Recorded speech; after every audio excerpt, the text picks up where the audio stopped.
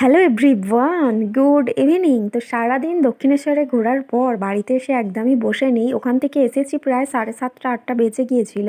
তো পাশেই যেহেতু বড় করে শিবরাত্রি পুজো উপলক্ষে অনুষ্ঠান হয়, মানে সারা রাতের প্রোগ্রাম হয়, তাই এখানেও চলে এসেছি। আর এখন বাজে 12:30। ওখান থেকে 8টার সময় এসে একটু বাড়িতে রেস্ট নিয়ে আবার 12:30টার সময় এখানে চলে এসেছি। ছিলাম প্রায় 3:30-4টে পর্যন্ত। বর বলেছিল সকাল পর্যন্ত থাকবো, কিন্তু সম্ভব হয়ে ওঠেনি। সারাদিনের ক্লান্তিটা এত বেশি পরিমাণে শরীরে আর কি চাপ ফেলছিল।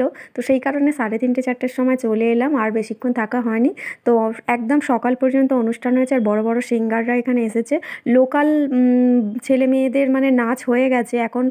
এরা সারা রাত আর কি প্রোগ্রাম করবে।